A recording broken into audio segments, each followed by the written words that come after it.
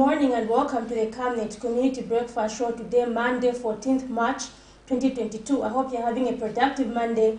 I am your host, Zipora Mshala, and I will be joined by my co-host, Alex Shimba, shortly. So today what we have lined up is we're remembering the fourth Republican president of Zambia, that is Rupia Bwezani-Banda. So when you open the phone lines at 7:30, do let us know your thoughts on the fourth Republican president. How best can he be remembered? And also going to be talking about Youth Day. On Saturday, 12th March, we had Youth Day, which is commemorated every year on the 12th of March.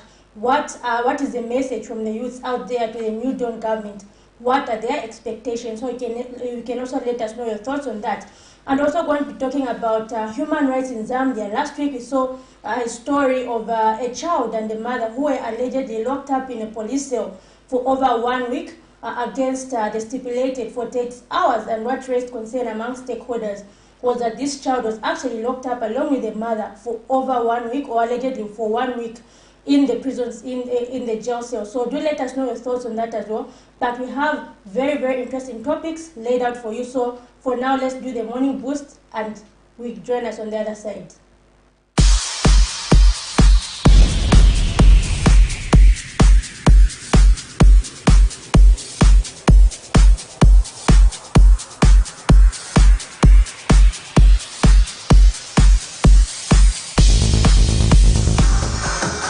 Good morning, Camnet viewers, and welcome to our quick morning show, quick morning workout, and you will be able to benefit from everything we're doing. So remember, the key thing is just for us to help you be fit, exercise, burn some fats in the body, stay fit, and so that your executive functions are on the peak. Okay, as usual, start with a warm-up.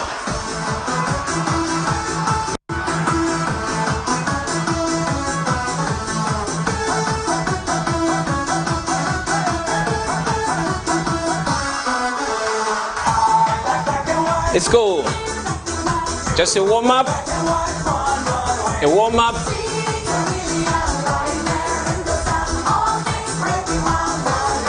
Warm up.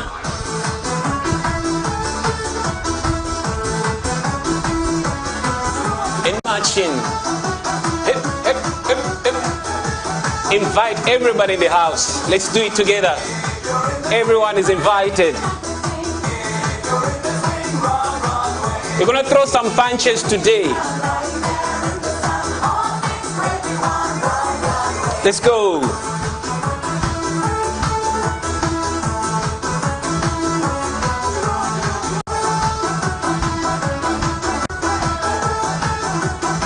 Last one. All right.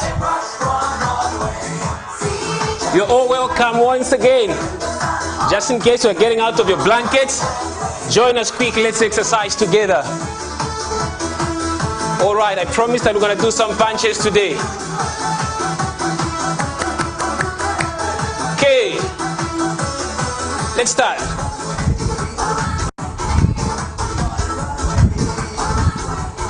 Two each now.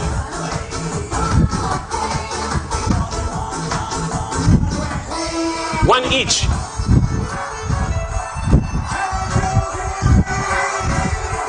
Two each.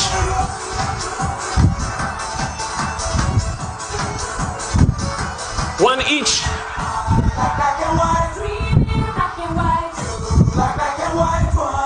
Two each.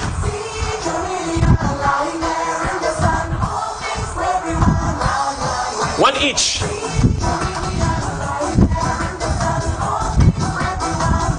Low punch now.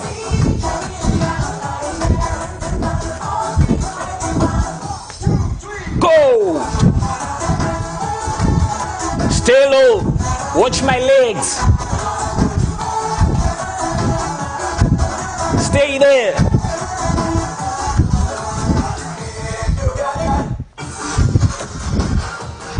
And up.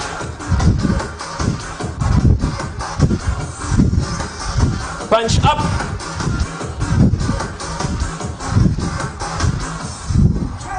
We're going to mix them now. High punch and low punches. Ready?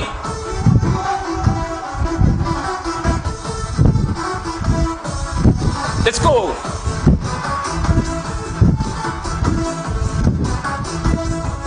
Low punch.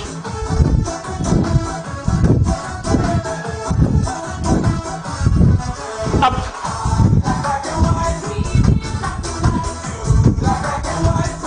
Low punch.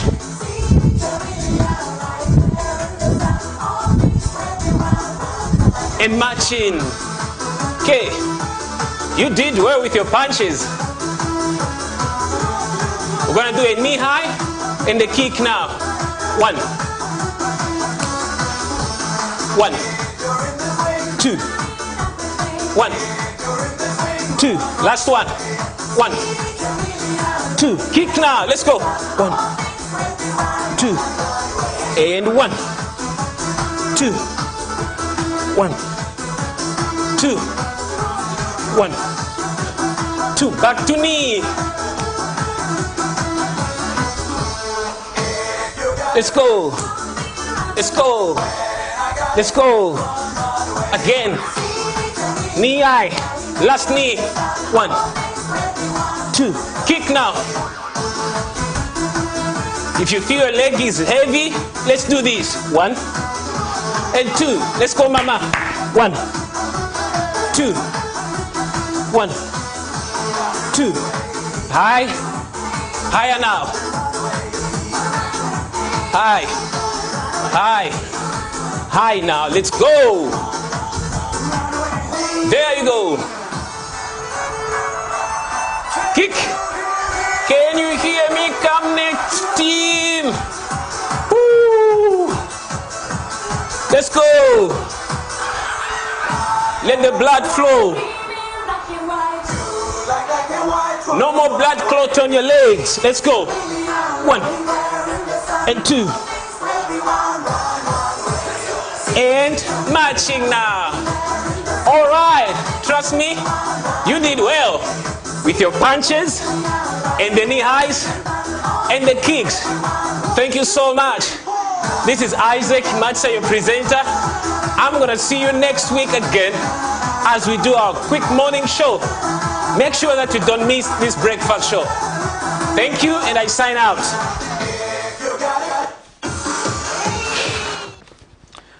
Good morning, good morning. I hope you are doing great today. A beautiful morning of Monday, the 14th of March, 2022. We're back on your screens as usual every Mondays and Tuesdays as Community Desk. On today's program and edition, we bring to you something special really as usual. And today it's quite a sad moment that we actually reviewing the legacy and also the life of our former Fourth Republican President, Mr. Bozan Rupia Banda. Or actually, we got the news, the sad news on 11th March of 2022, where the nation actually received this breaking news that the Fourth Republican President, Rupia Bozan Banda, has actually died. The former president's son, Andrew Banda, confirmed this news of his demise. And Mr. Banda, Andrew, that is, said, actually updated at around 19 hours. And it was quite a sad and a very gloomy environment and atmosphere across the nation. Our former president was actually diagnosed with colon cancer in 2020, if you may recall, and he's been actually struggling with it since that time. President Banda was born on 19th February 1937, and his legacy will be actually remembered by all. In today's breakfast show is specifically questioning you, what legacy do you remember from our Fourth Republican President? What is your contribution to this, to his life, his contribution both on the political scene and also to our livelihood, the youth, the women, the men out there? So we're questioning you, how do you remember our Fourth Republican President, Mr. Rupia Bozan Banda? So that is it. And later on, we'll be actually having a governance expert and also the youth advocate, Mr. Simukonda Wankumbu, and also later on we'll be joining another youth actually to discuss the Youth Day that was actually cancelled because of the morning, the national morning that we're actually going for about 7 days as updated by the President. And later on we'll be basically unpacking such stories to you. And we hope you participate. Zipporah, good morning once again. Yes, good I've morning. talked too much. So, no, I'm actually following keenly, and it seems we have a lot of interesting things lined up. And I think you forgot to mention about our main topic, which is children's rights, based on a story. Actually, I accompanied Patrick Soko last week when he actually went to the same place. And the guardians, that was the husband, I think that was the husband to the same lady. They were really, really complaining, saying their rights were being violated and all that. So that's really something that touched people. Where you see that this child was actually jailed with the mother, was allegedly jailed with the mother for a period of 1 week. So that's something really that we have to look into. And just last week, I carried out a story from Bishop David Masupa, who was actually urging the New Dawn government to actually put in measures of inspecting these police stations. So you were saying when the UPND came, they said that no one should be tortured in the prison cells, no one should spend more than 2 days, which is 48 hours. But then you find that, but then you were saying that was the case when they just came into power because they were declaring, but then what measures have they actually put in to make sure that this is actually being followed? So the bishop was saying, as a matter of moral concern, they should conduct regular inspections to make sure that their pronouncements are actually being followed. Indeed. Quite important. You know, child's right has always remained something that we've been talking about, and that the activists have been on board. And today we've actually prepared a specific time for that kind of a discussion where we try to really unpack things that are related to child's right and how best is the country going forward in terms of attaining the goals around that area. And we'll be joined by child's right activists later on after we've discussed all the issues that we've lined up for you. And basically we're just inviting you on board to come along and participate, contribute, and ask questions when it be, so that we can go together with this program. So right about now, before we even dive into the depth of this program, we're going just to have our health segment, which will be done by Dr. Temena Yokona. Will be joining us in the studio just to update us on the issue of kidney functions. You remember last week we were actually celebrating World Kidney Day, which was the theme was kidney health for all, and basically people came forth to issue their concerns. You know, there have been an issue of dialysis machines being scarce in the country, and thereby having backlog of patients lining up, queuing up at UTH. So the issue is about decentralizing the kidney hospitals and about that. So before we just get to spoil the mood of that, we are not doctors, but then let's be joined by our own doctor to just update us on the kidney issues. Take it.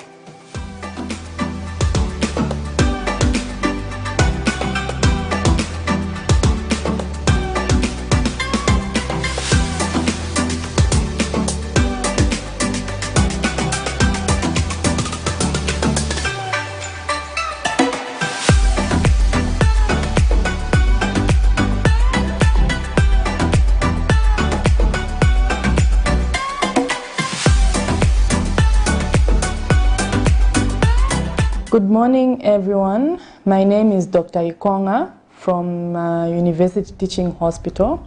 I'm a registrar in the Department of Internal Medicine, and I'm also a member of the Medical Women's Association of Zambia. So today we are going to be discussing on kidney functions. On the 10th of March, we were celebrating World Kidney Day. And so you may be wondering that probably you heard from your friend or your sibling, about kidneys. You may be wondering, what are these kidneys? So kidneys are important organs in the body. They are found in the abdomen at the back. right below the rib cage, adjacent to the spine. And so they perform important functions in the body. The most important one is clearing up waste products from the blood. So there are quite a number of items that we ingest, that we drink and whatnot, and this could be toxic to our body. And so the kidneys help in eliminating waste products, okay? Anything that's toxic in the body. We know that the main function of that is it comes from the liver, but the kidneys also help in removing waste products from the body.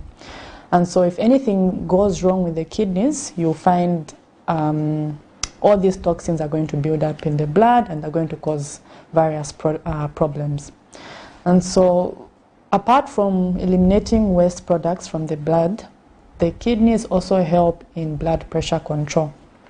So there are some people who have been diagnosed with hypertension, and you find they've tried everything. They've tried all medications from the doctor, they've tried diet, they've reduced on salt, all those good attributes, but you find the blood pressure is still not being controlled. And so that could be a sign, okay, that maybe there's something wrong with the kidneys, because the kidneys help in regulating the blood pressure. So if blood pressure is not being controlled well, maybe there's a problem with the kidneys. The other important function is when it comes to salt as well as electrolytes, water regulation in the body. So if someone is dehydrated, they've not taken enough water, there are certain sensors in the kidneys that will notice that there's low water in the body. And so the kidneys will try by all means to hold on to that little water which is in the body. And so you find you pass out concentrated urine. The reverse is true. If you've drunk too much water, the sensors in the kidneys will notice that there's too much water in the body. And so that's how you'll find that you're passing dilute urine. The urine looks clear. Okay. Another important function of the kidneys is when it comes to minerals in the body. And so these minerals are important for when we look at the bones, for us to be able to make movements, to walk from A to B, the bone functions. The kidneys help in depositing minerals in the bones so that we can perform our daily functions. And so you'll find if the kidneys are not doing well, or that function of the minerals becomes less, and so you find they come with fractures, bone pain, back pain, and whatnot. The other important function for the kidneys is when it comes to red blood cell production. And so blood is important, to carry oxygen, to carry nutrients to various tissues in our body, and the kidneys help in that. So they produce a certain hormone such that if there's low blood in the body, that hormone will be released, which comes from the kidneys, and that hormone is going to help to stimulate the production of red blood cells so that you can come back to your normal state. Okay, so those are some of the main functions of the kidney. Okay, blood pressure production, looks at minerals, red blood cell production, regulating the salt and the water in our body, but the most important one basically is to eliminate the waste products from the body. And so the take-home message is that the kidneys may look small. Maybe some of us have not heard so much about them, but they are very, very important organs. They do a lot of important functions for us to be able to go from point A to point B.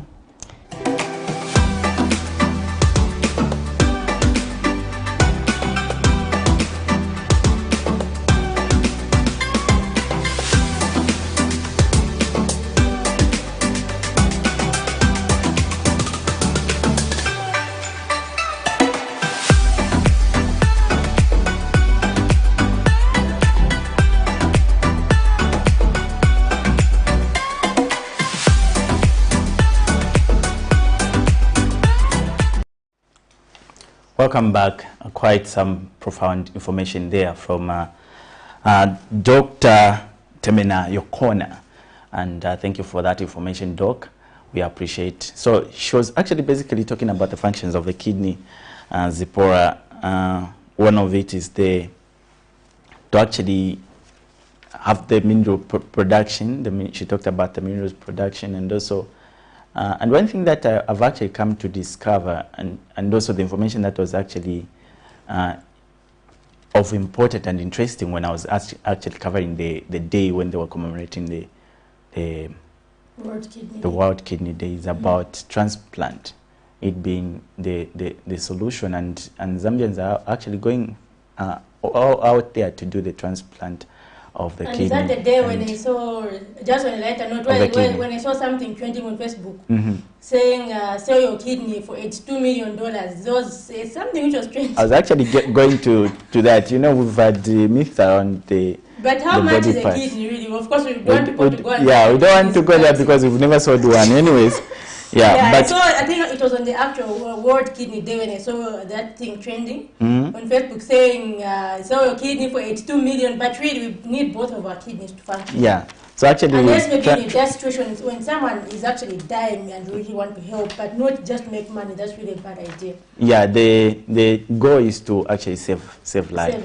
Save a life, and rather than making money. So, yeah, it happens to be the permanent solution. If you are suffering from kidney failure, you can do a transplant. Though costly, but it's something worth it. And so basically that is it for our health segment. I'll be just going direct into our money market, just updating the nation on how the money market looks like today on the 14th of March 2022. So there we have the Great British Pound buying at 23 kwacha 0.68 ngwe and selling at 24 kwacha 0.13 ngwe. And we have the United States dollars buying at 18 kwacha 0.08 ngwe and selling at 18 kwacha 0.42 ngwe. We have the euro actually buying at 18 kwacha 0.89 ngwe and selling at 19 kwacha 0.26 ngwe. The South African rand buying at 1 kwacha 0.21 ngwe and selling at 1 kwacha 0.23 ngwe. There you have it, how the money market looks like. We have a slight increase from the last time we updated, 17 kwachas, somewhere around there, but I'm talking about the exchange rate with dollar currency to kwacha, but now we're having it at 80. So anyway, do you remember it was earlier this year when we had some, it was actually last year, we had some predictions from Mr. Louis Havas. Wow. Saying there was a prediction stating that by December of this year it may actually be at 10 kwacha per dollar. Do you see it heading? Do you see? Yeah, that's the biggest question. I think it will require like a big miracle, maybe like drastic economic decisions for it to actually reach 10. For now, it's understandable because of the current yes, and all that. The disturbances around the oil production and also selling. So basically, hope for the better still. And I remember it was about 2 weeks ago when we hosted Mr. Chiwamba Kanyama, and he said what is really causing the kwacha to keep going up is Zambia's debt. So saying people really do not have confidence to invest because of the debt situation in Zambia. So he says once we clear our debt, that will be a permanent solution to actually ensuring that our kwacha actually gains significantly. But do we see ourselves clearing our debt just now? Economics, Alex. I don't think so. Yet again, we're still going on and on and on and on and so our this breakfast show. Touches directly on the same price of commodities and all that. So it's really like going. It's one. Big, it's a chain. Yes, yeah, it's a chain. Everything is connected. Somehow will be affected on a very ordinary level as ordinary citizens, as much as those who are you look forward to the time when we used affected. to buy eggs at 30 kwacha. You remember that time? Yes. 30 kwacha per tray. I really remember those days. There's been 28 kwacha previously. But now it's somewhere 60 something, 70, 80. Them. Yeah. Anyways, let's jump on Zipporah to another thing that we're actually calling zooming the headlines on our community desk specifically. And we have one interesting story here, Zipporah, that was compiled by Prudence Chota, where a 19-year-old girl of Lusaka's Chibolia compound, wounded by a slave bullet in 2020 by one of the Zambia Army officers during an operation in the area, has gotten back on her feet. So she's healing and she's recovering from that wound. But then Angela Mwena says the healing process has not been easy, as the affected leg is now shorter than the other, which is quite unfortunate, you know. And the father to the victim, Michael Mwena, has thanked all well-wishers who responded to the call for help and contributed resources to have his daughter operated on. Mr. Mwena, however, says he wants justice to prevail in the case of his child and has called on relevant authorities to look into the matter. Let's just take a look of that clip, and we'll get back to just discuss a bit more further. She is a survivor of a slave bullet shot by a Zambia army officer during an operation in Lusaka's Chivolia compound in 2020. Angela Mwena first appeared on the Camnet screen in December of 2020, where her family was seeking financial help to have their daughter have an intramedullary robe inserted in her leg because she was unable to walk due to the accident. After receiving help from well-wishers, Angela underwent surgery in February of 2021 and has been recovering for the past 1 year, 3 months. The Camnet TV crew caught up with Angela to see how she has recovered over time.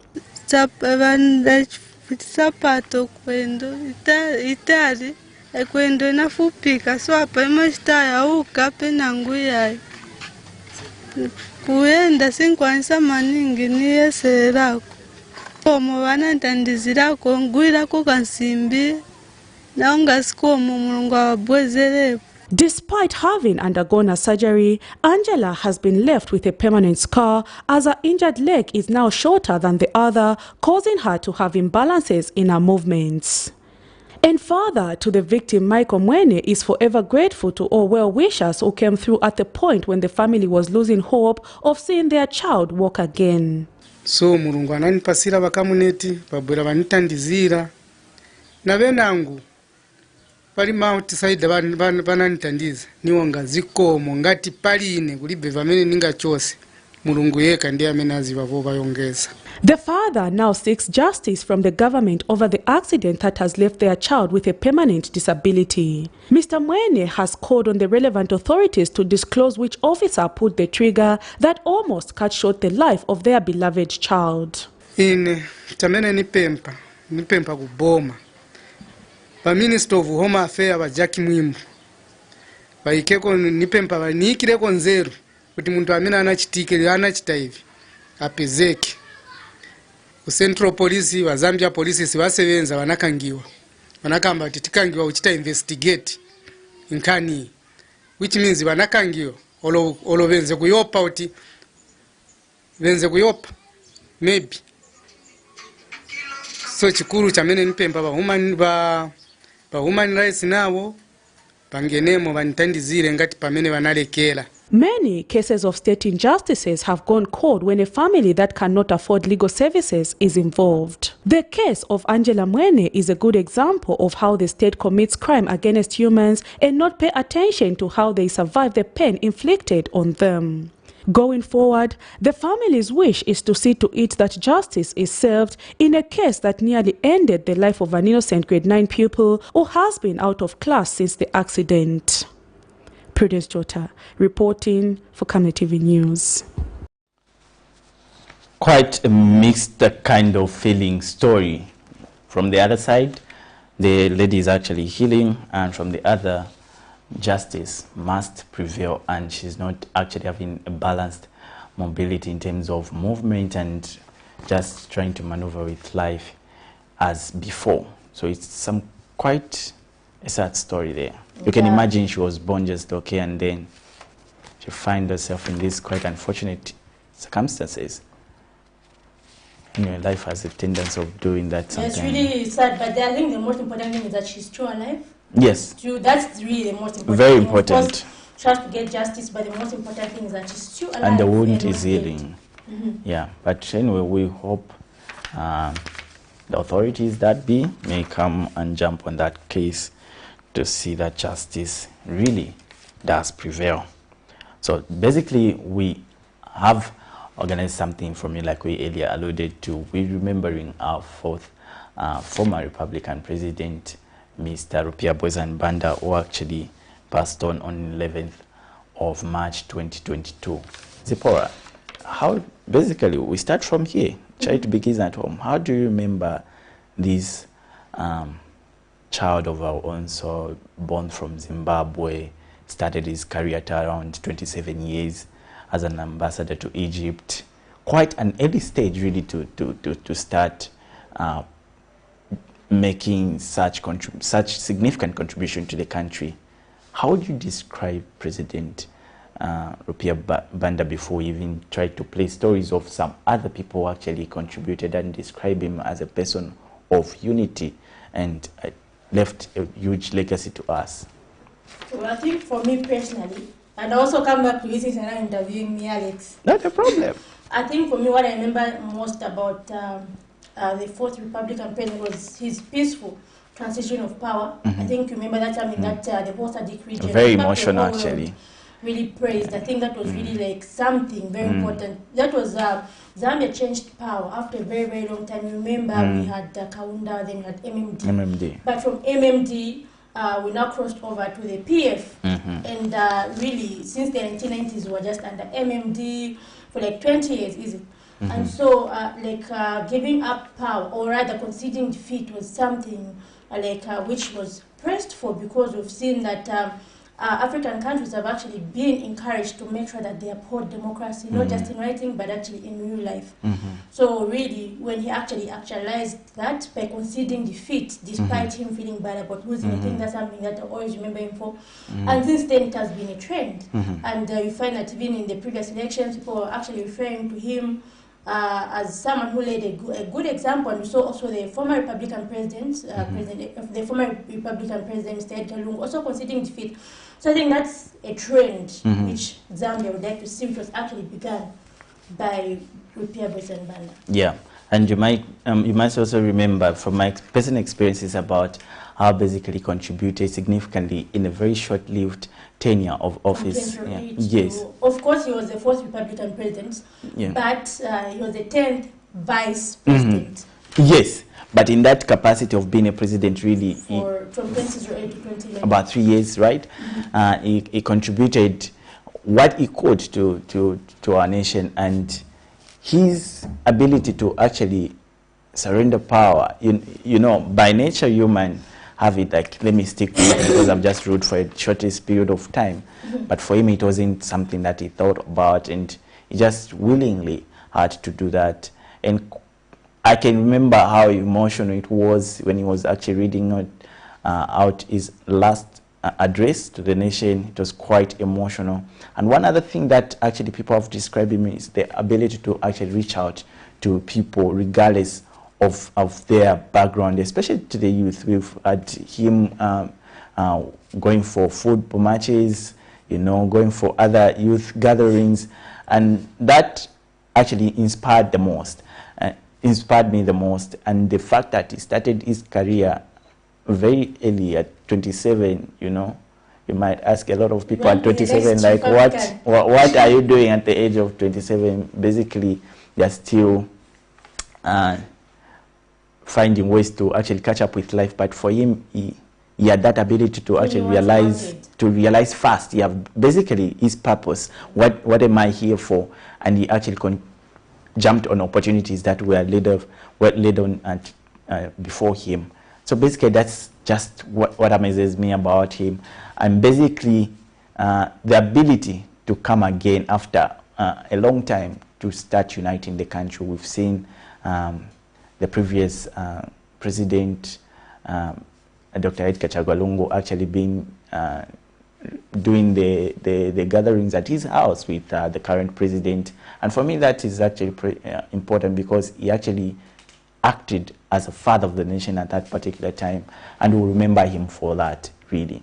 So we'll be joined shortly by our first set of guests, who are actually representing largely the youth, and just to find out how basically the youth remembers this leader and this father that we once had in our nation. And also going further to discuss the Youth Day that was actually cancelled due to the demise of our fourth Republican president. and basically to discuss the theme of this year's Youth Day that basically had to be, discussed by a lot of youth representatives.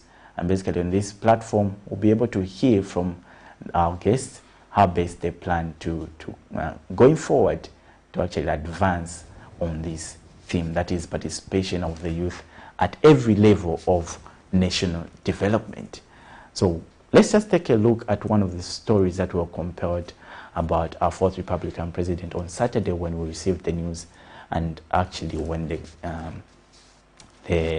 Youth Day was cancelled. It was compiled by our very own Patrick Soko, and yeah, it's something that we can actually review and take a look at some of the people that remembers RB as one of the fathers and a person who's actually uniting the nation. Let's take a look. He was known as the president of all Zambians. Death has yet again robbed Zambia of a great son of the soil in a series of former heads of state. He joins others who include Dr. Kenneth Kaunda, Frederick Chiluba, Levi Mwanawasa, and Michael Chilufyasata, leaving behind Edgar Lungu as Zambia's only surviving former head of state. This means that the Movement for Multi-Party Democracy, MMD, has lost all its leaders who have governed this country before. Mr. Banda, who was Zambia's fourth Republican president from 2008 to 2011, died at the age of 85 after suffering from colon cancer. Mr. Banda, who took over from President Levi Mwanawasa, is remembered and praised for his famous gesture of conceding defeat in 2011 after losing that year's poll to Patriotic Front, PF's Michael Sata. Zambian youths could not celebrate their day, as the chief government spokesperson Chushika Sanda said it was due to the mourning period in honor of the country's statesman who passed on yesterday. And due to that, we are officially cancelling the youth celebration or commemoration in respect of our fourth Republican president. While the event could not take place, various stakeholders, leaders of opposition political parties, members of the diplomatic community shared messages of condolences to the family and how they remember him. We spoke to Movement for Multi-Party Democracy President Dr. Nevas Mumba. Convey our heartfelt condolences, first of all, to the family, to let them know that we join them during this very difficult time. Let me add that the icon that we have lost reminds us of the passing of a generation of those who understood what public service was all about. President Rupia Banda, may his soul rest in peace, lived almost all of his life in the service of the nation. He didn't know anything else. He became ambassador to Egypt at the age of 27.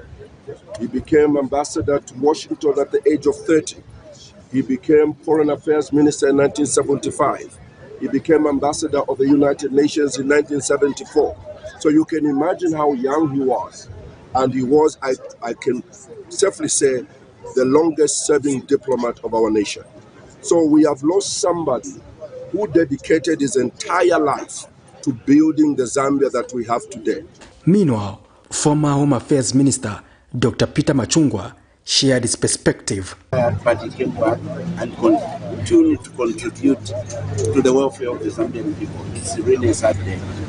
We wish to have more politicians like the late President Rupia Banda. Walid Hassan is the Palestine Dean of the Diplomatic Corps. On behalf of all diplomatic corps, we express our sadness and sorrow for that. We believe that former president spent his life in service of his country and his people.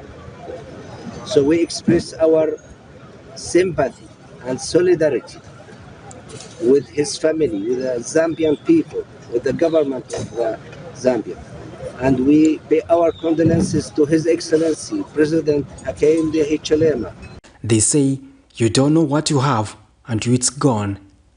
As Zambians reflect on Mr. Banda's contribution to the peace and stability the country continues to enjoy. Patrick Soko, Camnet News in Lusaka. Welcome back. That was a clip actually which was compiled on Saturday when you actually received the news of the demise of our fourth Republican president, Mr. Rupia Banda. Our phone lines are open and actually they are scrolling on our screens. You can join us with your contributions and also questions on this platform. Shortly we'll be joined by Mr. Wankombo Simkonda, who's actually the youth and governance activist, who's going to help us actually run this topic together with Nadishebo Nyambe, who's actually representing the World Youth and Leadership Foundation, and she's actually the Director General at this organization, to help us discuss also another pertinent issue concerning the Youth Day that was actually cancelled due to the mourning that the country is actually going through for about 7 days. Zipporah. Yes, so I'm sure that was a very interesting story from Patrick Soko. Of course, it's solemn, but I think one thing that we've all seen, like we heard from Dr. Nevas Mumba, we were saying Rupia Banda was the long-serving diplomat. I think that's something that is really encouraging. You know that the sky is not the limit. You can start from somewhere. If as far as 1974 he was still serving, and up to like somewhere 2008 was still serving, that's really encouraging. I'm sure during his service he's contributed significantly to the development of the country. Indeed, there's this one statement that have actually inspired me. I was just looking at one of his commentaries, and he said at one point, like, friendship, like those friends you have are permanent, some sort of that statement. And for me, it demonstrated the level of loyalty to his people that he actually worked with, both in office and also in diplomat roles. So we have this man who's actually loyal to people, and he knows what actually his. And most times as youth, we don't actually regard friendship that much. Sometimes we lose it to think we can do it on our own. But basically, this is the man who believes that your people are your people. Run with them, unite each other, love each other, let harmony exist amongst you, because you don't have any other people apart from your own people. So actually, this was his ideology, and it is actually something that we should emulate as young people, and also the country at large, because we only have one country, Zipporah, and we can only have one people from within. Regardless of our backgrounds, there's a place that we need to meet and, love each other at the central point where we can make our country thrive again. So basically, this is the kind of a man that we're talking about, and we're calling out for your contribution as well. How do you remember this man, our own, and once our father? How do you remember him? What kind of a contribution do you have to actually trace and also remind the nation on that front? Yeah, and Alex, I was really shocked when I heard the news. Like, it's not something, of course, we knew that he had been struggling with colon cancer, but it's not something that you really expect to hear. Because remember, just last year, we lost Dr. Camnet So the next year we lose Rupia Banda. So that's really sad for us as a country. And one thing I remember, maybe basically talking opportunity, is the time during the previous elections when it's that President Hakainde Hichilema and the former Republican President Edgar Lungu together talking about unity. And that's something really that we have to carry on, even despite him not being here with us. Unity, the good of the country, and all that. Indeed. So we have actually a number of people visiting the funeral house and now moved to Belvedere, where people are gathering. Yes, where people are gathering and just showing support to the family members, and especially the wife, Madame Tandio Banda, who's actually have remained with a lot of children and grandchildren, and basically showing support and comfort to them. And some people have actually described him as, and like we've said, as a person who had endeavored to unite the nation. And here's a clip that we had from yesterday's bulletin, where people are actually at the funeral house describing him in a lot of ways, at the personal level and also at the general aspect. Let's just take a look. Messages of goodwill have continued pouring in as it marks day 3 since the demise of the 4th Republican President, Rupia Banda. The former head of state died on 11th March 2022 His residence has since been a hive of activity, with dignitaries, senior government officials, and various political players trooping in to pay their respect.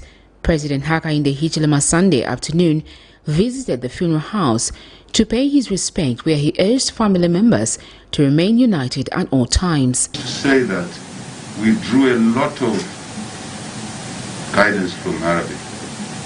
Most of you know that this 12th of August last year, 13, 14, 15th of August were very difficult days in the history of our country. And Arabi stood in the middle and kept this country hopeful. He performed a wonderful function outside there. I think the pool is somewhere.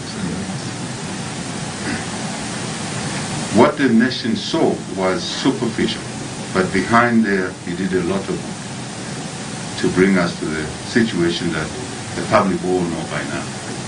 So we're very grateful for that. We talked unity here in this house. We talked economy in this house. I think for today, I wish to end by encouraging the family to continue with the unity, to coordinate with government. Where we need it, will be available.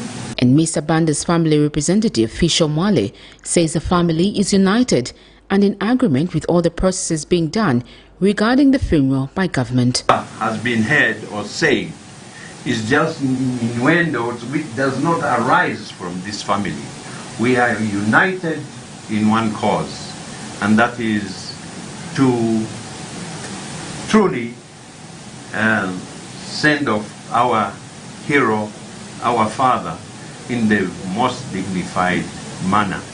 And we've accepted unreservedly the entitlements that the Secretary to the Cabinet explained to us. And there's been no illusion at all as to where we are burying our dearly departed. It is first of all under the auspices of the state, under your auspices, Mr. President, and it is here in Lusaka at the place where we've been accorded the respect and status and honor to bury our late father, our late president. That is the designated presidential burial ground. I want to assure you, Your Excellency, that at no time have we departed or deviated from that requirement. I thought I would seek your indulgence to take this opportunity to clarify to you some of the things which we surprisingly had. The Banda family is not divided in any form or matter and are unified in this belief that we are burying our dearly departed here at the presidential ground. The funeral gathering will now officially move to Molongoshi International Conference Center and Belvedere Lodge in Lusaka's Kablonga area, with Thursday being set as the day on which the official state funeral will be held and burial on Friday, marking the close of the 7 days national mourning period. Sharon Kalimbula, Camnet News, Lusaka. 11th March 2022 presented a dark cloud to the Zambian people at the news that the fourth Republican president, Rupiah Banda, had died at his residence where we are right now. This afternoon, President Hakainde Hichilema came to pay his respect. Among other people that have spoken about the unity that was exhibited by Rupiah Banda are the clergy and those from the former ruling party Patriotic Front. Earlier in the day, we spoke to Mporokoso Member of Parliament, who is also leader of the opposition in Parliament, Brian Mundubile, who led a delegation of members of Parliament as well as those from the Central Committee in the Patriotic Front, and he actually asked President HH to seek counsel from President Edgar Lungu as the only surviving father of the nation. It's been a very sad journey that in the past few years we've lost most of our past presidents, and now we are left with one, Dr. Edgar Chagwa Lungu. It's incumbent upon all of us across the political divide and as Zambians to ensure that we respect this one life that is remaining. It remains a repository of knowledge and experience, having been or being a past president. So I want to call upon Zambians to ensure that we, as much as possible, learn from President Edgar Chagwa Lungu, being the only remaining former president. We know, of course, that in politics we share divergent views, different political aspirations, but there comes a time when we must be Zambians. And it's through times like this that we must reflect deeply on how we want to go forward as Zambians. So I feel that Edgar Chagwa Lungu, as a former president, should remain an icon and a repository of knowledge where we all should go and consult, including the current president. Let him embrace his brother, knowing that now that's all that he has in terms of consultations, in terms of sharing experiences. He is the only one that we have. The father figure who was tolerant, who was able to forgive and forget. And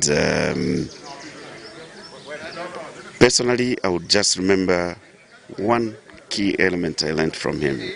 He always emphasized the aspect of loyalty, that you should be loyal to others for others to be loyal to you. Democratic Party President Harry Kalaba, who was also here to pay his respect and had a conversation with President Hakainde Hichilema on the sidelines as he was signing the book of condolences, which is placed right here at the residence of Rupia Banda. President Rupia Banda was a unifier. In our country, which is literally divided on ethnic and regional lines, President Banda was best suited to unify this country, to, bridge the divide that exists in our country. I shudder to imagine who would do it, that he has gone.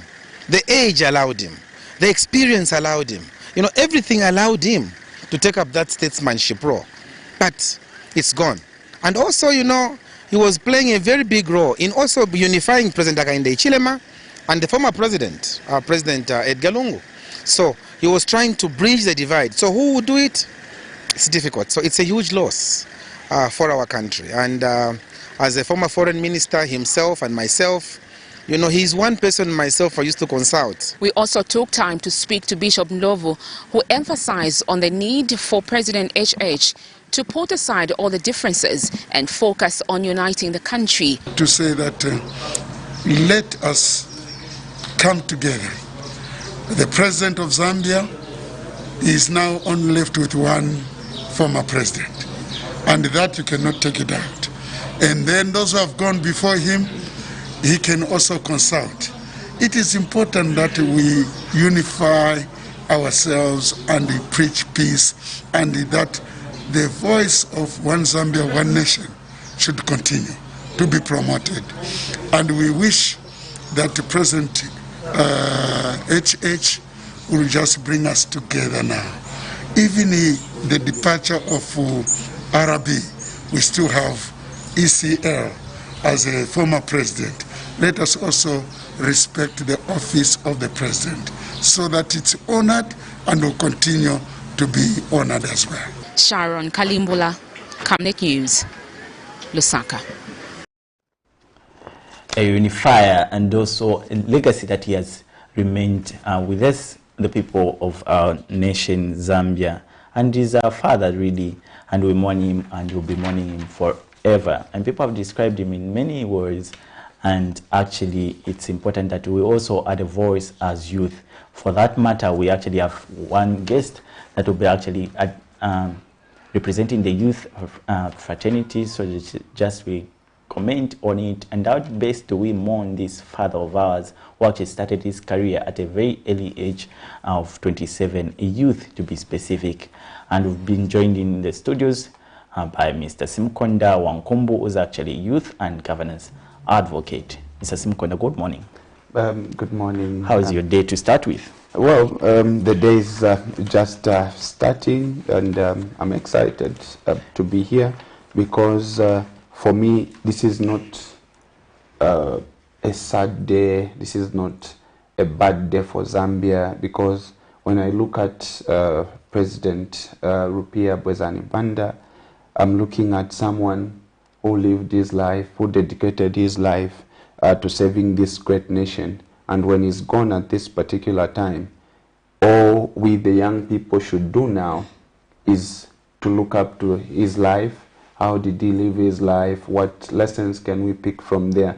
So for me, when I look at this, I remember him with a happy heart, and I think his death happened at a time that it preceded the day before Youth Day. And this day coincides with a day that youths always look back. When we look back and say, okay, where are we coming from? What did the youths of yesteryears do for us to be here, for us to get this political freedom that we have?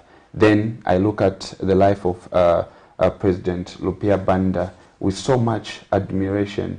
Yeah, so for me, it is a day that we always have to look up to, or always have to remember it, because of the life that President Rupiah Bwezaani-Banda lived. Yeah, his persona and his jovial approach, his expressions really, especially to the youth, had quite a significant contributed in terms of just encouraging him to jump on opportunities that may be before them. What would you recall really and remember of the contribution to specifically the youth in his life he lived? Well, I think the viewers out there may wish to know that as someone who's just coming from the university, I completed my university school in 2020. I graduated in 2021. I look at the life of President Rupiah Bwezaani-Banda, who started, first of all, like you mentioned, his political career at a very tender age. From Munali secondary school, he went into diplomatic service, later became Minister of Foreign Affairs, and after retiring from politics, he was recalled. And this comes with so much importance that even President Levi Patrick Mwanawasa saw in him that this is someone that I can actually work with. And he was recalled into politics. He rejoined MMD, and from then everything that happened now is with a father figure that we came to see, President Rupiah Banda. So when I talk about me coming from the University of Zambia, I look at President Rupiah Bwezaani-Banda as someone who first of all increased the meal allowance which students from the university get, having understood to say, okay, this is very important. The living standards were. Just on the lighter note, I'm reminded of a time where CBU had a closure apparently, and then just after closing, BC entered. Another few days, like 2 days about, again it entered. So they praised him like the best president we've ever had. Twice, you know. This, and you remember those days, BC was was one of the things. So we loved him, to be very much, very much. So when you look at that, this is a president who understood what living in school or campus is, how life is for young people, students, and he understood that people come from different backgrounds, and giving them that allowance was so much that it meant everything to the student populace. And when you look at that and the contribution that it has done to many people's lives, it's so much that instead of I concentrating on maybe getting some other job or a number of jobs for me to sustain myself in campus, because I know that I'm getting that allowance, I end up concentrating on school. And here I am already, I've started contributing and paying back to society. And I'll look at President Banda as someone who impacted me indirectly, okay? And even when he was president, there are many other things that he did, promoting democracy. You know, he came into, he's the only president who has served the shortest period of time. And when you look at our African leaders, you understand that they would want to hold on to power. And that is something that every African leader will think and remember President Rupia Banda for, because he had the choice not to hand over power to the Patriotic Front. And he would have used the military personnel, his command to say, I'm not going to hand over. He was still having the instrument of power. So he could have refused and said, look, I'm not going to hand over. But, you know, he saw the transition from the sitting president, Levi Patrick Mwanawasa, who died. We went into that by-election. He won. And then the 2011 he lost, and he graciously handed over power. Those are some of the things that we may not appreciate so much, but when you look at the African politics, that is something that you are going to appreciate President Banda for. And if you may not understand it, you know that that meant a lot. It saved youths' lives. It saved youths' employment, and why do I say it saved youths' lives? Because many youths are the ones that are used by politicians as tools of violence. You know, if the fighting was to ensue at that particular time, we would have seen youths going on the front lines, being used by politicians to fight one another, and that could have caused a lot of deaths amongst young people, and all sorts of things would have entered into chaos. But he upheld that, he respected the rule of law, and we saw that proper transition of power. And even now, when we had the elections last year, in what seemed to be an election full of tension, we saw the role that President Rupia Banda played in that particular scenario. He united, he brought President Lungu, President HH together, and he made sure that there was that smooth transition. So for me, when you look at all those things, I will look at President Rupia Banda with fond memories and great admiration.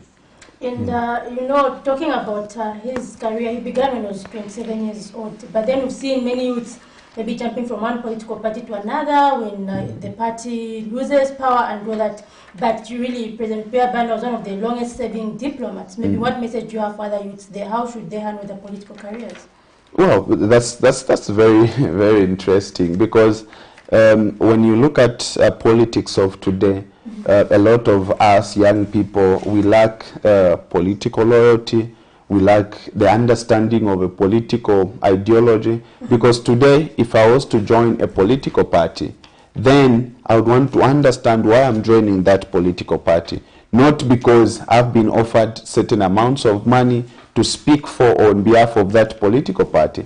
So my message to my fellow young people out there is that before you join politics, first of all, know why you are joining politics.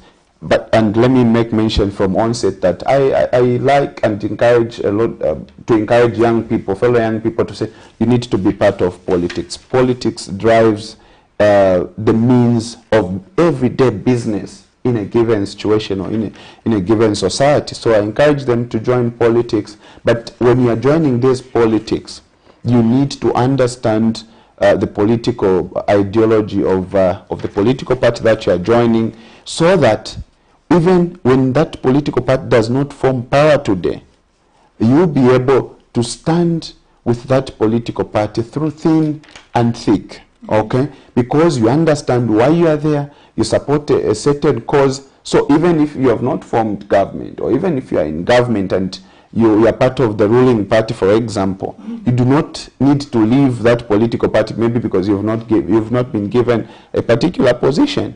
Okay, so my message to fellow young people out there is that even as we are coming from celebrating Youth Day, is that we need to have this understanding of the political ideology that we are supporting, so that when you sit on this table with this particular political party, you are supporting a cause that is dear to your heart, and a cause that you know that it will put Zambia in a better place the following day. So when you look at President Banda, he was true to his political ideology, even when he was recalled by MMD to rejoin as vice president and taking through the party, even when they lost power. He still remained an MMD patriot, okay? But even that, even in his role as an MMD member, he still encouraged unity amongst political parties. So it's all about standing true to your political ideology, irrespective of the situation in which you are. Those people, some young people, you know, for example, UPND has been in opposition for the longest period of time, and some of the young people that have stayed true to that political party, they are now enjoying. I remember I had friends, others at Evelyn Horn. I remember those days when I was as an ASU election chairperson, who could share stories that, you know, I've been tempted by the Patriotic Front to join them. There are all these monies and these opportunities being promised, but those colleagues could say, okay, I think at this particular time I'm going to stay. And you understand that a lot of young people, most of them were threatened, others succumbed to that pressure, they rejoined the PF, and when you look at the PF is no more at the moment. And those that stayed true to the UPND will definitely benefit by getting a particular position, or even having that joy that indeed yes, we have made it, we have contributed to the transition and to the development of this particular nation. So government has set Friday 18th March of 2022 as the day for the burial of Zambia's fourth president, Rupia Banda, who died on Friday 11th March 2022. Mr. Banda will be put to rest at Presidential Burial Site Embassy Park in Lusaka, where 4 other former heads of state have actually been put to rest. President Hakainde Hichilema yesterday actually declared yes, he declared 7-day period of national mourning in honor of Mr. Banda in recognition of his immense contribution to the nation as president and gallant freedom fighter. And today we are joined just by one of the youth advocates to actually also put an input from the youth voice in terms of contribution to the youth fraternity, and also how do we remember him as young people across the country. And so we'll be just transitioning into something very also interesting attached to the youth part. Every year on 12 March, Zambia celebrates the Youth Day on that particular day. But this year it's quite a different story, which fell on a very unfortunate time where we lost our father.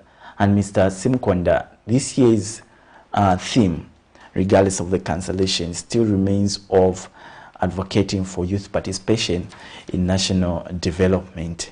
Really, as we go forward with our country, how best do we position ourselves as young people in terms of contribution to national development?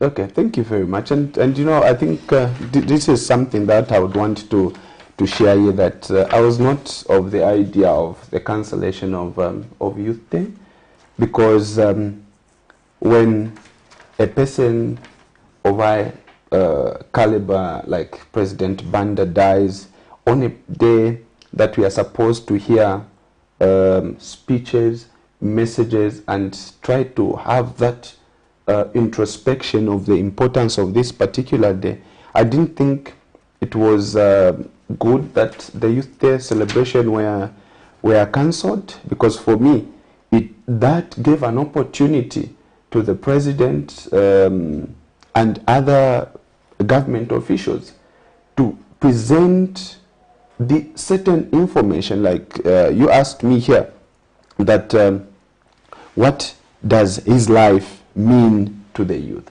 This was a time now to get down into details of the life that President Banda lived as a young person, to try and remind the young people of what it means to be a true patriot, to be a true countryman, and dedicating your life to service of this nation. Now we are talking about lack of patriotism amongst ourselves. The other day we had the Minister of Information was talking about how people are not singing the 3 stanzas of the national anthem. When the national anthem is being sung, others are moving about.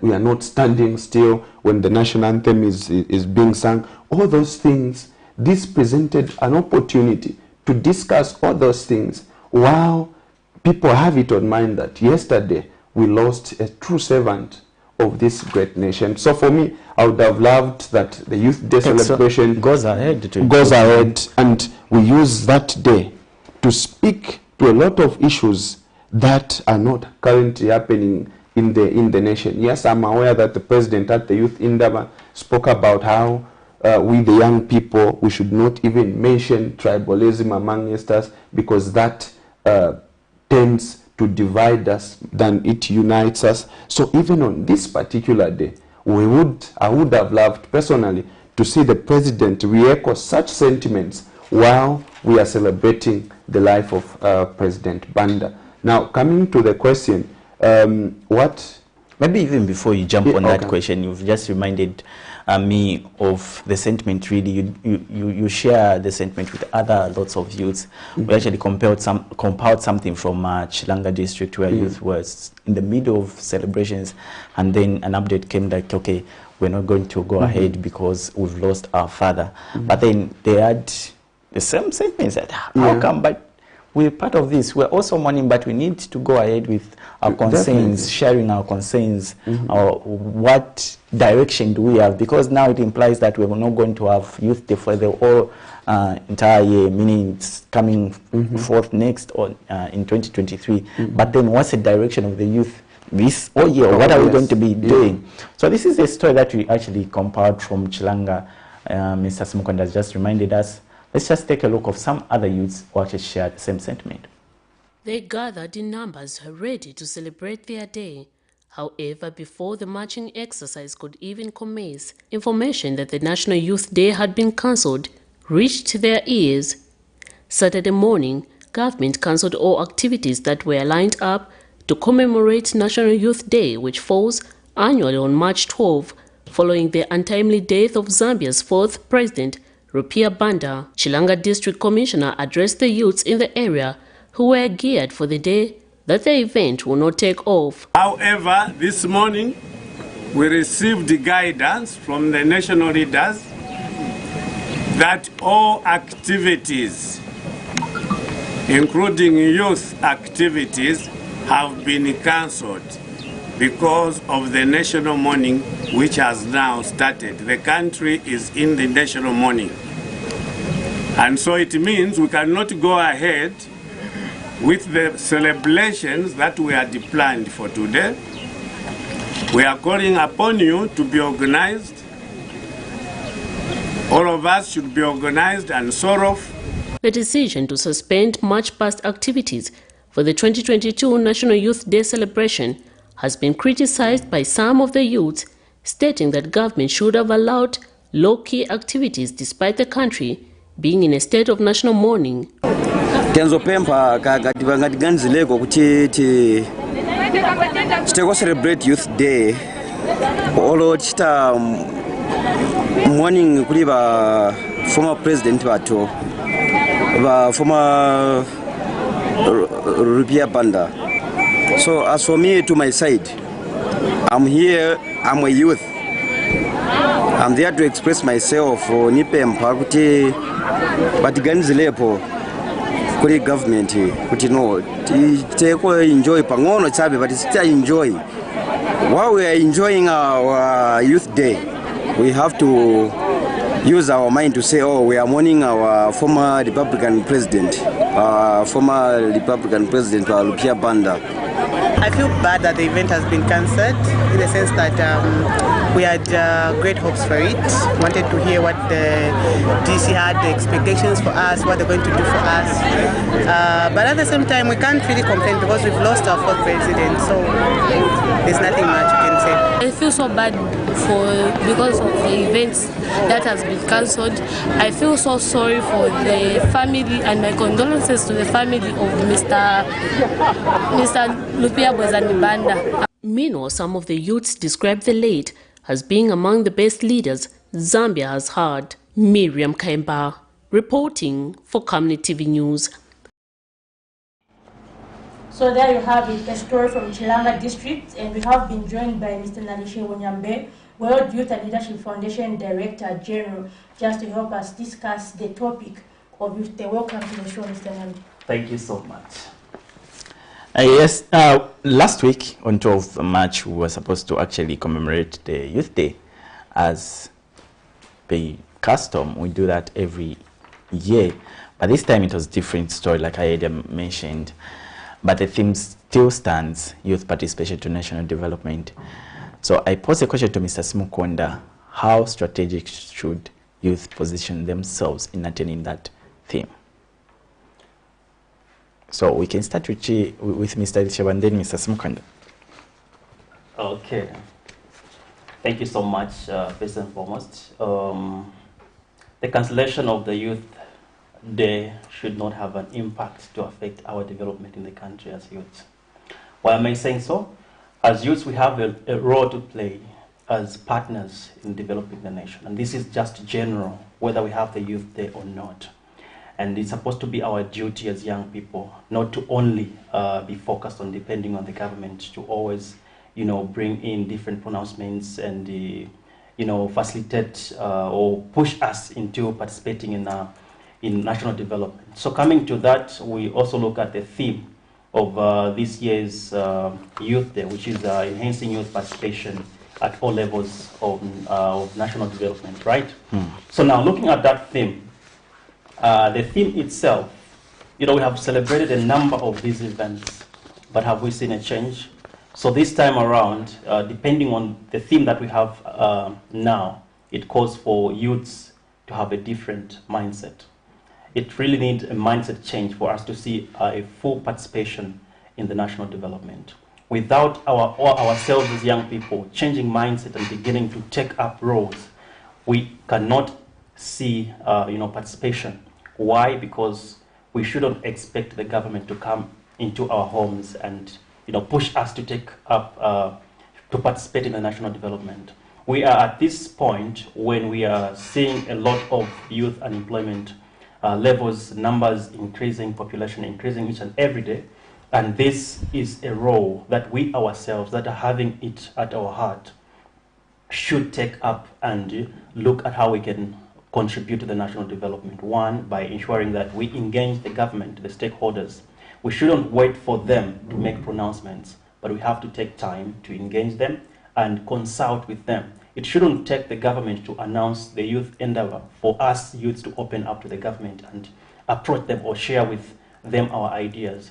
I must also mention to say they are in these offices because we are the ones that voted for them as people. We are the ones that make the government, and we are the ones that should also, the same way we voted, we should also be fully involved in ensuring that we engage them fully and ensure that we see all these pronouncements coming to pass. A lot of people have shunned away to maybe approaching even for example, the office of the MP in their constituents, because maybe that person who won belongs to a certain political party and they are afraid of aligning themselves with that political party, just because maybe when certain individuals see you consulting with that leader, they will say maybe you are negotiating to join the party, or maybe you are now trying to be disobedient to the other parties. So this time around, after elections, we have to look at now national development. It's away from election. We have to now put our minds together and focus, work with those that are variable, and ensure that we support what is supposed to be supported and what is not supposed to be supported. We need to speak about it and speak against it, not until we see what is right coming to pass, and not until we see even we need to play a role also in holding accountable to ensure that all the pronouncements that are being made by the government coming to pass. We need not to let or to just keep a distance and watching wrong things happening. If we talk about empowerment being manipulated with political political affiliations and so on, we don't need to sit back as young people and say, okay, so meaning myself, I'm not going to benefit from this because I don't belong to this political party. We need to find time that we can fully be engaged and involve our community leaders, civic leaders, MPs, and ensure that we are up to date with what is happening in our communities. This applies to most youths in rural areas that have no access to, or that have no time, to maybe get to engage the Ministry of Youth. They have an opportunity to engage their civic leaders, their MPs, and so on. Only coming up to the youth endeavor as well, as one of the the event that was much celebrated among other young people and also blamed among the other population. We also think, as World Youth and Leadership Foundation, it should not only take the Ministry of Youth to take up a role to call for a national youth endeavor. This is a time when youth unemployment level is on a rise, and it is time that we need all the stakeholders to be involved. It calls for MPs to start coming up with events that they can facilitate for youth engagement, dialogue in their constituencies. The councillors also should play a major role to ensure that they engage the young people in the communities, educate them, train them on how to write proposals, train them on how to contribute to development in terms of coming up with projects, and also assist them to run other projects. That's when we can see a full and total mindset change among young people. But if we are going just to be pronouncing without assisting them, in as much as a lot of young people may cry for funding, empowerment, and so on, they don't have capacity to run those projects on their own. So we wish to see also the Ministry of Youth engaging the civic leaders and coming up with officers in each and every constituency, so that they can oversee the cooperative that will be empowered. If we are to see a success in terms of cooperative formation and to see the results that will assist the country to even count the objectives that have been achieved. It is sad today that it has been a discussion over a few, I think, years and months or so concerning the cooperative that were empowered in the past. Before we just touch on the cooperative, because it's something that actually is coming forth on this platform in terms of discussing it in depth. I'll have to catch you just there. Quite profound things that you've mentioned in terms of pronouncement of policies, but also backed by action by government to supporting these young people across the nation, especially those in rural areas. Mr. Simkonda, before we just went to that clip of that story, you pitched something on the positioning strategically of young people to see to it that we attain this national development for participation from all well-meaning youths out there. And what would be your comment and your contribution on that? Well, when you look at enhancing political participation or enhancing youth participation at all levels, we are just simply looking at how then do young people be a part of this.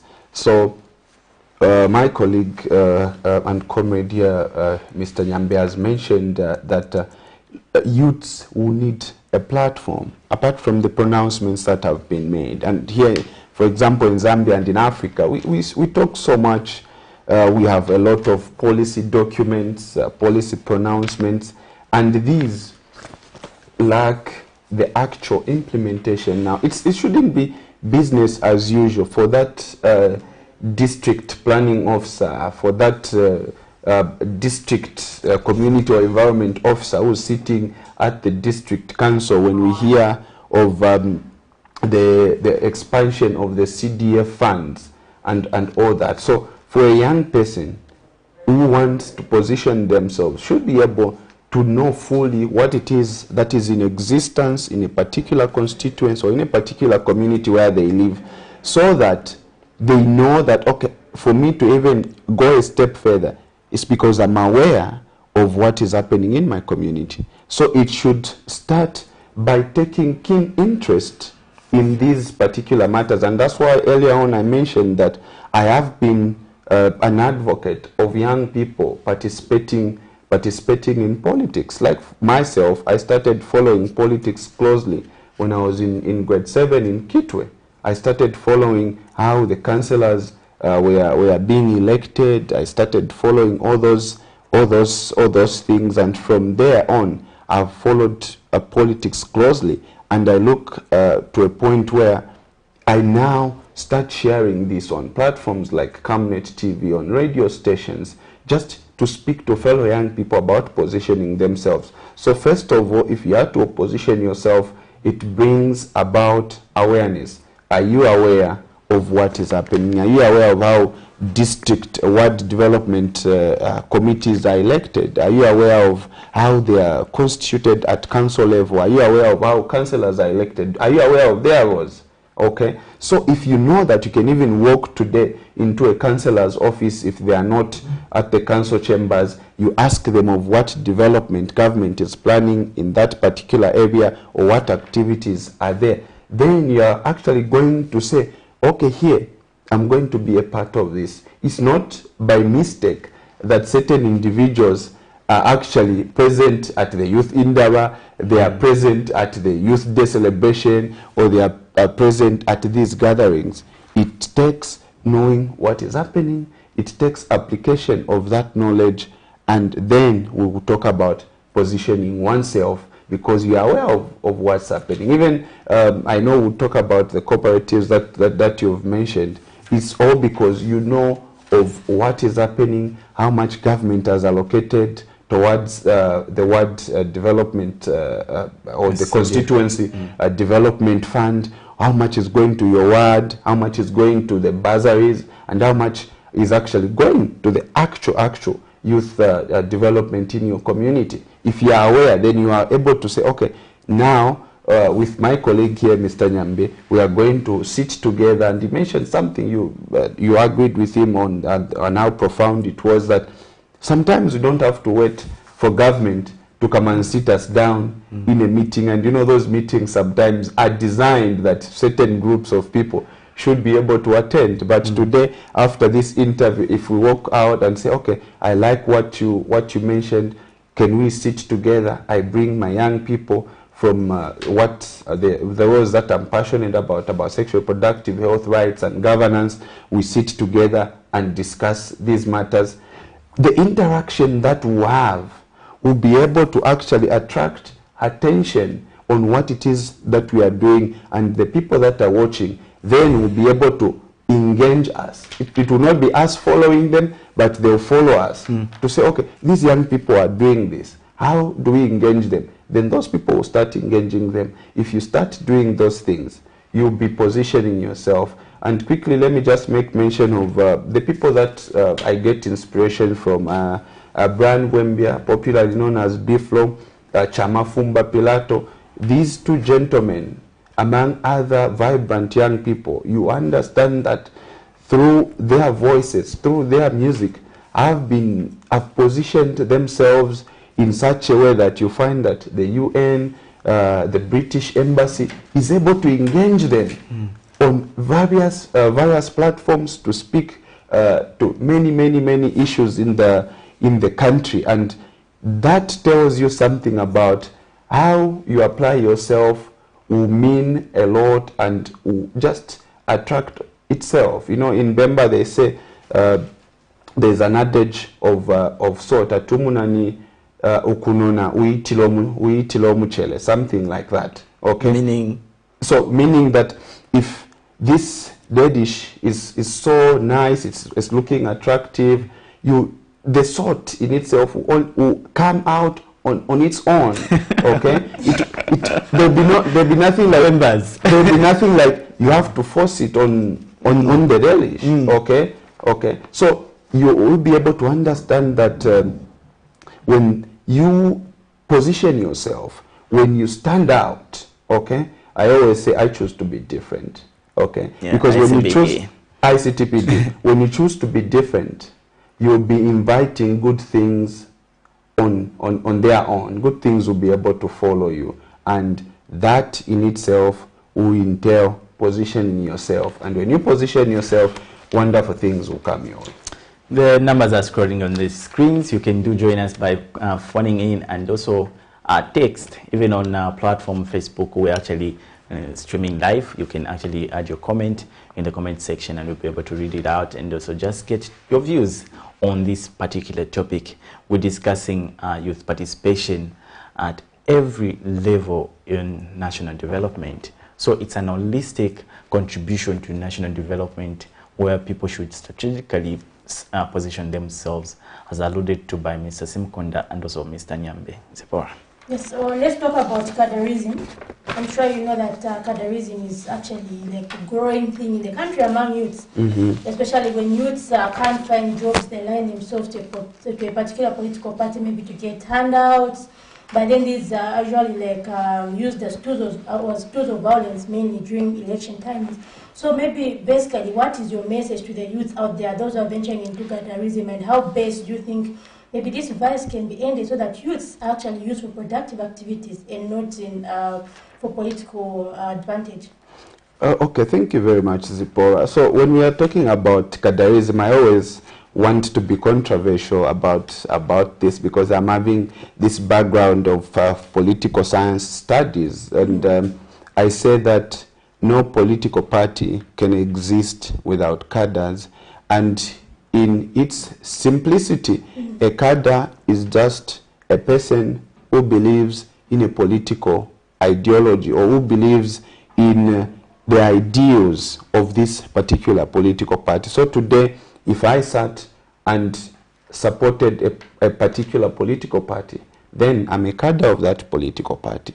It is just so unfortunate that in the last 10, 15 years, we saw cadreism being turned into something else, because we saw the people that called themselves cadres started wearing military regalia, they started being involved in all sorts of violence activities, and all manner of unexpected behavior. So when now you mention to say, for example, if I said today on TV that I'm a cadre, then the whole scenario, the whole scenario will change here, and how people will perceive even the sentiments that that I'm putting across. Okay, because when you mention a cadre, it is someone who's involved in all sorts of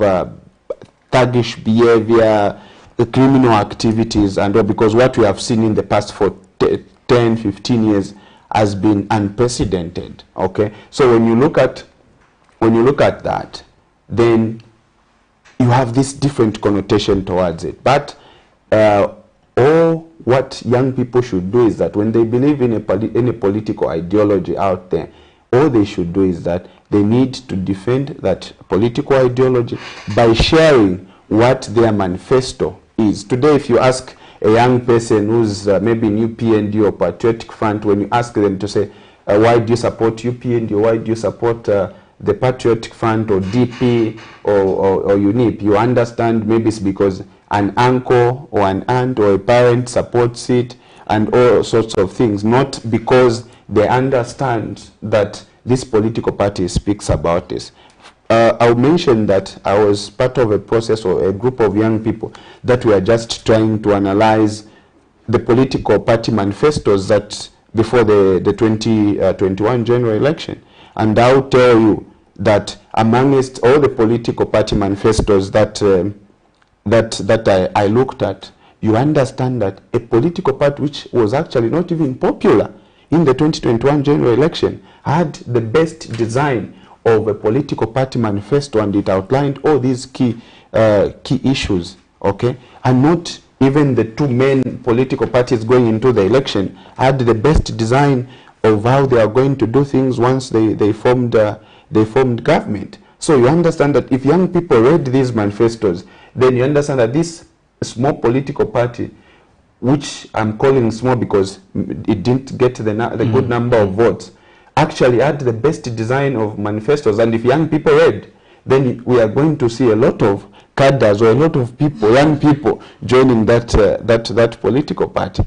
But if it's based on ideology, if it's based on the understanding of the ideology, okay. So cadreism now is something that, like I've mentioned, it's something that is associated with bad behavior and all sorts of things. So when it is associated with that, I think that as the young people, we need to change the narrative. Yeah, we need to change the narrative and start looking at things differently. I should be able to sit with Bonyambe here and say, okay, comrade, you support this cause, I support this cause. let's share ideas, and we need to meet somewhere.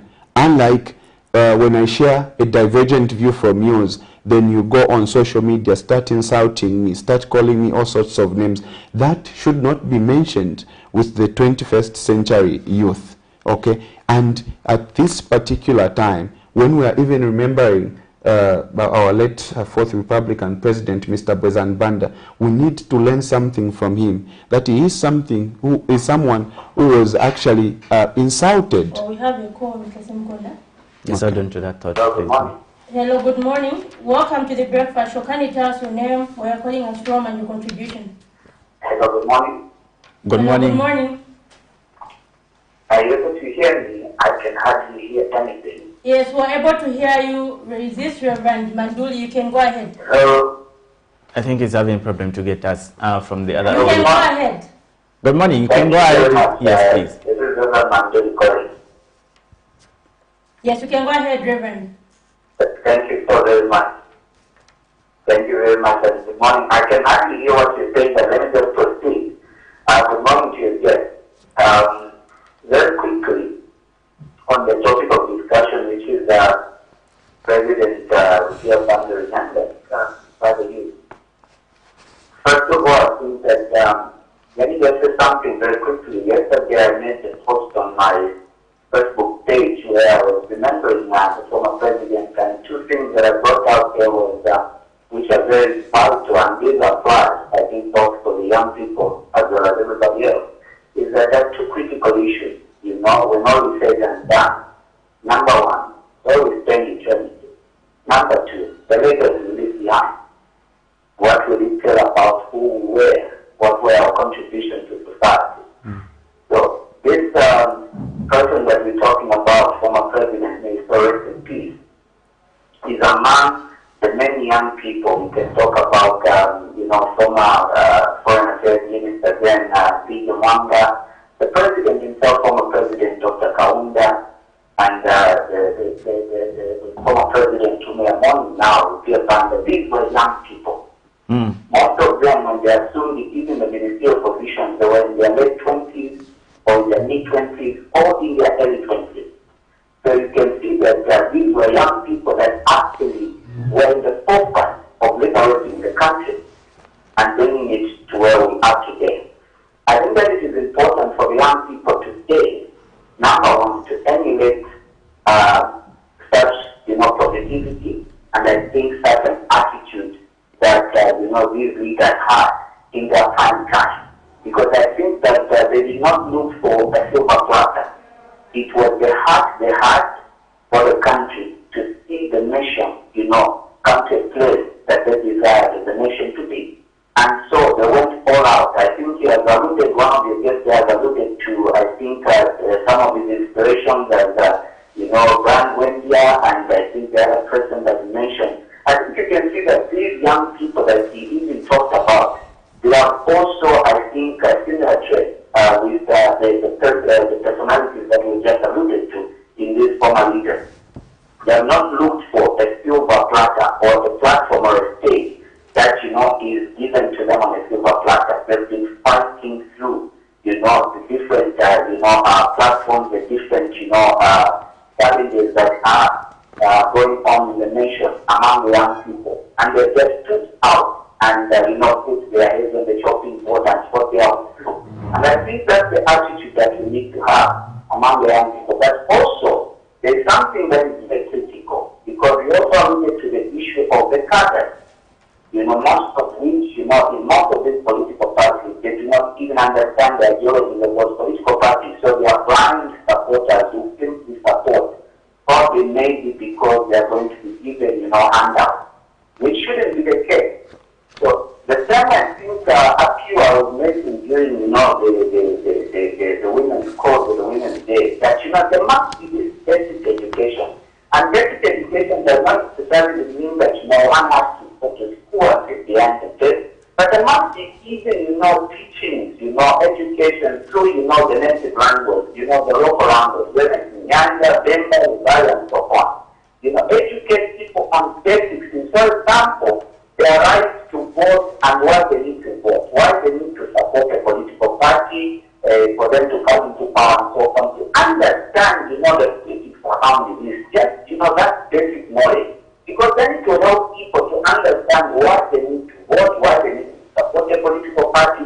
I think generally that is very, very critical and very important. Otherwise, if even that basic knowledge is missing, this is where you find that, people tend to be used for the wrong reasons, especially the young people.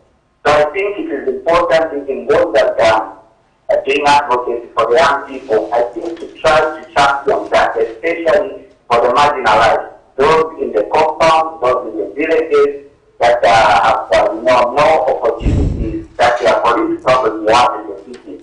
To just, champion this agenda of giving them that basic, knowledge so that, they understand issues, that, around, the life of the nation, the governance of the nation, and how they can positively participate and contribute to the well-being of our country and of our society as young people. But also, let me conclude by saying that I think our elders have not done much in terms of, impacting the right things in our young people. I say this because I think you will agree with me. I'm not a person that is shy away to say this. As a servant of God, I think that our leaders have been divisive in the past in terms of how they do their politics. And so the young people, I think, have been taking those bad habits of being divisive. But I think the last, role that our former president played, which, has left a very indelible mark, and I think is celebrated of him, to bring the current president and the former president together, just after the election. That is what we should be able to see among, our senior leaders, those that have gone ahead, in terms of setting an example and a trend for the young people, so that they understand that politics is not about being divisive, it is about contributing to the nation in our diversity. That will be my contribution. Thank you very much. All right, thank you very much, Reverend. Okay, so there you have it. That was Reverend Manduli just giving his contribution. I don't know what's your response to the Reverend. Okay. Okay, now you can. Yeah, Okay, now Mr. Nyambe. Okay. You can take it up. Spoken much, yeah. So you can.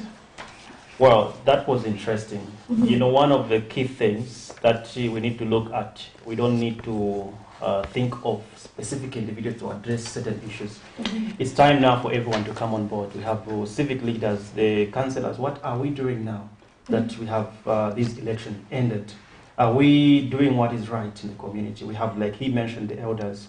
And also the church as well. What are we doing as a church to include the young people and to ensure that we are sensitized on the supporting issue-based politics, not the politics where someone will just give you a handout, then you vote for them without understanding the manifesto. I think the best way to understand and describe a political party is by going through the manifesto and understanding it, then you analyze it, and then you'll be able to choose and decide which political party you think has future for the country, and not the political party that will only come and entice you with a simple coin, which will not even take you very far.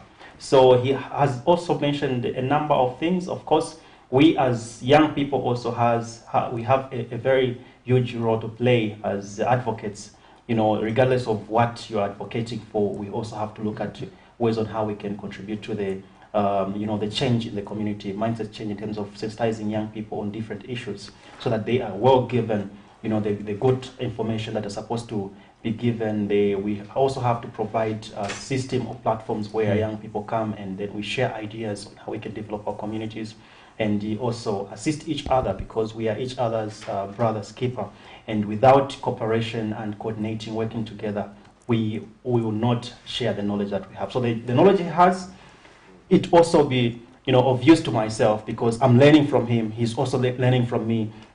You are learning from me. I'm also learning from you. It's not everyone, it's not a single person who has it all, but through sharing ideas and interacting with each other, we're able to bring out the perfect solutions to our community challenges that we are facing in the country. Of course, looking at the age that the former Fourth Republican President, who we are now mourning today, and the legacy that he has left, it's an inspiration to us as young people, and look at if they did it, if they did manage. Of course, it's sad that most of us young people did have time to consult with him while he was still alive, and that is one thing that we live to regret. So we have to take advantage to look at the remaining leaders. We have to consult and interact with them. We can learn from them a lot of things, of course, because they also participated in the fighting for the freedom that we have today in terms of independence. They were young by then, but they contributed largely, and this is what made them to be even recognized after the time of after the independence period, and they also gained more interest in terms of serving the nation. They had the heart for the people and to develop the country as well. So it doesn't only take you to reach a certain age for you to participate in democracy or national development. You have to take a road now, and you have to decide, how does that come? Perhaps it comes through ourselves, being inspired by someone's work, learning from other people. We have civic leaders. They have to ensure that even as they are voted into those positions now, they also need to look at how they will be able to make young people come closer to them and understand what democracy is, and why should they not be involved in political violence, and also in our leaders need to demonstrate the reason why we are not supposed to be involved in political these handouts where you just dish out everywhere money and so on. I'm sure also the issue of handouts has affected a lot of young people in participating in governance or participating in leadership role, because most of our young people do not have capacity to be offloading money anyhow, and that has also affected. So there is also need to look at the reforms on how the elections should be run, and also the electoral code should be reformed, so that we should now base our political on issue-based politics, and that calls also for the mindset of the community. Are we ready for issue-based politics in our country? Or maybe we just speak about it, we don't know what it means. So it calls for much sensitization from all the stakeholders in the country. And speaking on consultation, you earlier mentioned that we didn't really consult President Rupiah Banda while alive. There's this trend, I don't know if it's just Zambia or Africa, where we tend to only celebrate someone after they're born, recognize what they did. I don't know what your thought. Maybe, you can speak on that, Mr. Simkwani. Okay, thank you very much. And I like the fact that Comrade Nyambe here has brought out the aspect of consulting. And, I had the chance to read the book about President Mwanawasa, which was written by Amos Malupenga, former PS. And this is something that I now challenge those people, the likes of Council Dixon Jere, who worked closely with President Rupiah Banda, is that I think this is high time that he wrote a book about President Rupiah Banda. If it's in process, then well and good. But we need to learn more about President Rupiah Banda by having the likes of Dixon Jere writing about this, because I know that he has access to the family. He had access to a lot of people that worked closely with President Rupiah Banda. So it would be interesting to see and read about President Rupiah Banda's life, how he came through. Because what we are now hearing, these are short and small bits and pieces of the life that President Rupiah Banda lived. But the people, speaking to people who worked and stayed with President Rupiah Banda, will be of great value and inspiration to us, the young people, because then we'll get to learn more about him and just get an inspiration, even more inspiration, because what we see from the outside might be something that we might have not known, or we might have not seen, because people that worked close with him, that saw him angry in certain instances, how he handled his temper, how he handled that will be able to give me an inspiration to say, okay, even as a leader who served this great nation, so diligent and dedicated his life to staying with people in communities and being jovial. You know, there's a video that do you remember President Lupia Banda? Someone shared the video of the monkey and say, can you tundila? And something. So all those things will tell you and should say, okay, even as a president, with so much authority and responsibility that it comes with, he's also lived this life. The other day I was watching a game with him at Nkoloma Stadium. He came with Dixon Jerry. We watched a game together. In his free time, you see that, okay, he also interacts with people. He takes time to greet people. So all these stories can be told by the likes of Dixon Jerry, who stayed and worked closely with President Lupia Banda, and that will give a chance to us who never had the chance to meet him to read and know the kind of man that President Lupia Banda was outside the presidency. Indeed. And actually, Zambia is said to be a young country, having more than 60% of people to be below the age of 35. It being a youthful country that is, and the incoming of the UPND administration came with, from the onset, with the increase of the CDF from 1.6 to actually 25.7 million that has to be distributed across the 156 constituencies. And the message there is form cooperatives. That's the message we're having as young people. You know, you can contribute and you can have a share of this 25.7 CDF fund. So my question is, how possible is it that one can actually access the fund, and what kind of output do you expect from young people in terms of the usage of this fund? Mr. Nyambe, maybe you can go first on that one. Okay, thank you so much. You know, in most cases, if we young people shun away from engaging our civic leaders or our MPs, who always say only those that are politically connected are empowered. You look at that. Because why? We shun away from engaging those people. Right now, the offices are open. You only hear people crying after the empowerment process is done. Right now, a lot of young people are shunning out from engaging those MPs. You know, it's not by magic for that person to get to know you. My colleague here mentioned on how you can be recognized, you know, through doing, you know, sacrificing your time, doing what is right, and, you know, not waiting for a silver plate, you know, money to come to be on a silver plate, not waiting for someone to come and knock on your door and say, here is the job that you need, here is the money that you need. We need to look at how we can reorganize ourselves. First and foremost, cooperative formation has been there, and we don't even, you know, as young people, we don't expect to be told to form cooperative when we are aware and we know that we can form cooperatives and run even without, you know, the pronouncement from government. That is one key. Secondly, if we inform people, of course, it's a good cause, and it's a good way to assist other people to, you know, understand that they have to form cooperatives. But also, we need to let them know that they are not forming cooperatives for them to be empowered only, but they can form cooperatives and run in their communities even without empowerment. Put a coin, I'll put a coin, the other one put a coin. You know, there was a, you know, I think encouragement to say, form a cooperative of group of 30, somewhere like that. So if I put in a 5,000, you put in a 5,000, she puts in a 5,000, it makes a difference, and it keeps our cooperative moving than where we form a cooperative. If we're not empowered, then we no longer exist. That also shows that we are lacking, you know, consistency, and we don't know exactly what to do with those cooperatives. So this also requires a lot of effort from the stakeholders. Of course, we can call on the young people to engage the civic leaders.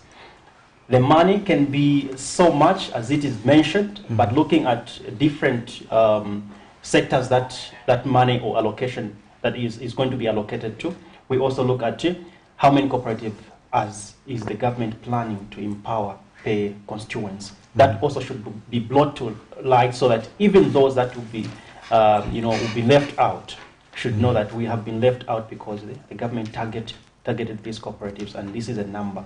And then we look at how is the money going to be allocated. We mentioned, I'm sure my colleagues also mentioned of the scholarship, bursaries and so on, other sectors, because it's not all the money coming towards empowering those cooperatives. So meaning, it is not every cooperative that will be empowered. We have had a lot of cooperatives formed, thousands of them formed in each and every constituency, but how sure are we that all the cooperatives, even those that are being formed, will be empowered? First and foremost, government has to look at those cooperatives that have capacity and potential to create jobs, because the solution here we are trying to solve is creating jobs for the young people and engaging them to engage themselves in the fight against unemployment levels. So if we are just empowering those that are just coming up, I'm not saying we shouldn't empower those that are coming up, but we should look at the potential that these cooperatives, these youths are having in their communities. Do they have capacity to create jobs so that they can assist the government? Because right now we're looking at partnering with the government or enhancing youth participation at all levels in national development. So we have to look at what should be the benefit to the community of those cooperatives that will be empowered. If the cooperatives that will be empowered do not have capacity to create jobs, government will also maybe it will be on it will also involve itself in a situation where after empowering those cooperatives, like we have said in many times, many cooperatives were formed and they are no longer existing. Some were empowered, but they ended up sharing money. Well, quite profound, Mr. Nyambe. I have just to catch you due to time. Mr. Simukonda, one aspect is the unskilled youth that you might remember that come 2021 general election, 12 August, the number, thousands of youths who actually turned out to vote. But then in this category, there are also those who are not skilled, and they are saying, as we don't even know anything to put to table in terms of asking us to do something, but where do we take us? And they're in majority in terms of the number. What would be your take on that in less than maybe a minute? Well, my take is that no society may have someone, or might not have anyone who's not informed, even in a bit. So, because if we walk in a particular village, out of 100, we'll definitely find 1 or 2 young people who might have gone as far as grade 12, as far as college or university. So it's a matter of coming together and sitting, and like my colleague has mentioned here, forming these cooperatives. We don't have to wait for a fund from government.